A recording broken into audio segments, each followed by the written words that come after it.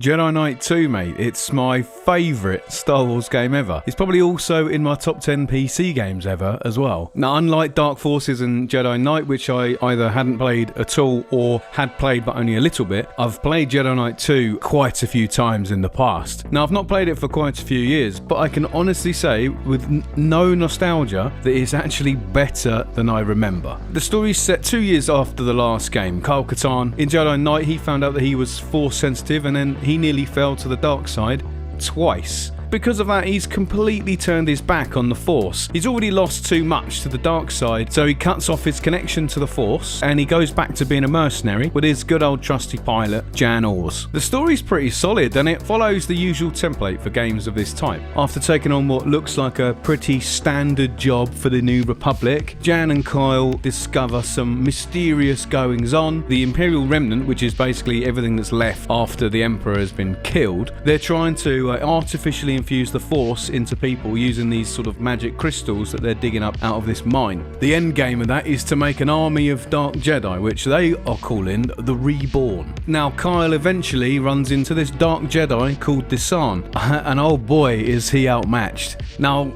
I really don't want to give away too much here, but so let's just say that Kyle is soundly beaten and is given a lot of motivation for revenge. So he gets his Force powers back and then he spends the rest of the game tracking down Desann with the intention of killing him. That's a pretty cool edge for a Star Wars character. What I always loved about Kyle Katarn was that he isn't this like clean-cut, optimistic goody two-shoes. Most of the time he's just motivated by revenge, and then in this you see he's brought back into this fight against his will. You know, like I said, he isn't this goody two-shoes character like Luke Skywalker was. He's jaded, he's angry, he's out for revenge. You're not playing a villain, obviously, but you're playing as a real flawed human being in a universe which is otherwise populated by these impossible superheroes. Now, as you can probably tell, Kyle Katarn is my favourite character from the expanded universe. He was my first exposure to a concept called the Grey Jedi. Now, this is obviously moving away from George Lucas's idea of there just being the light and the dark. The Grey Jedi walk that line between the two. This is something which is later explored with characters like Revan from Knights of the Old Republic, and more recently with characters like Ahsoka Tano from Rebels. Given enough time, logically, he'll probably fall to the dark side himself, but he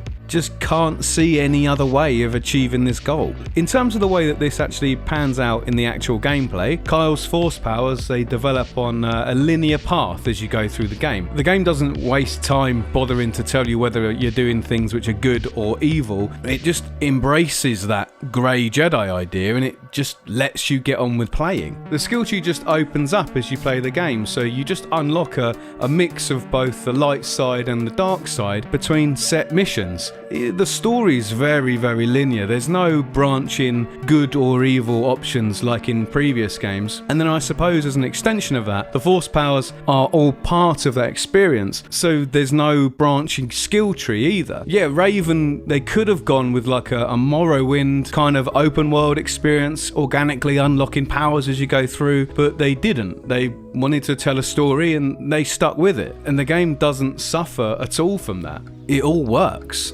Jedi Outcast really captures that Star Wars adventure game feel. Kyle's going all over the galaxy, getting into scrapes and hunting down the bad guys. What really helps it is this awesome voice cast, man. Your usual suspects like Steve Bloom or Bob Bergen, Kevin Michael Richardson, they deliver brilliant performances. But for me, of course, the standout is Billy D. Williams himself turns up playing Lando. My two favourite Star Wars characters in the same game, smashing shit up on the Lady Luck. Every location and level in the game is wicked. They're big, they're rich, they're detailed, but they're not endless and directionless like they were in previous games. The levels are actually much more linear, but they're laid out perfectly. You've still got hidden areas dotted around the place, but you're not just gonna get lost just because the game isn't very good at telling you where you're supposed to be going. The puzzles too, they're really good. They're not so obscure or obtuse that you're left scratching your head. They're simple enough that you can figure them out just by using a little bit of Star Wars logic and maybe just some careful application of which Force powers you've unlocked and or your lightsaber.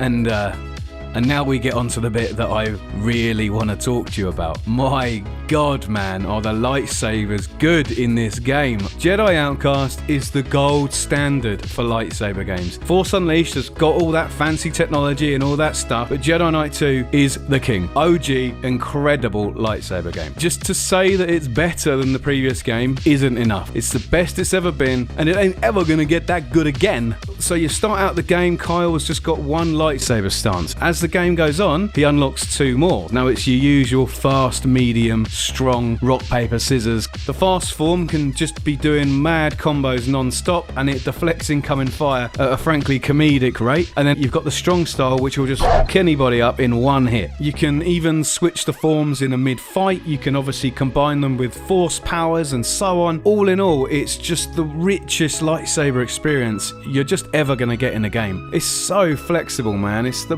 best lightsaber experience ever.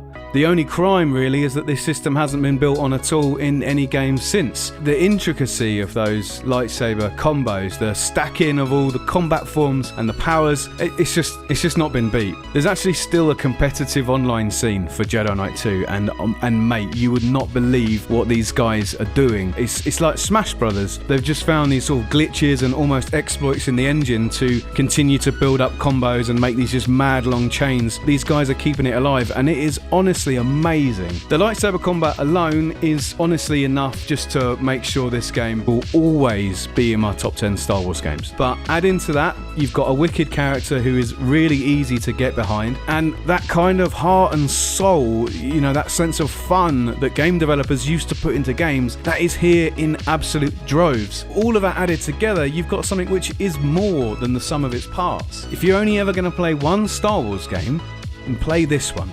Play Jedi Knight 2.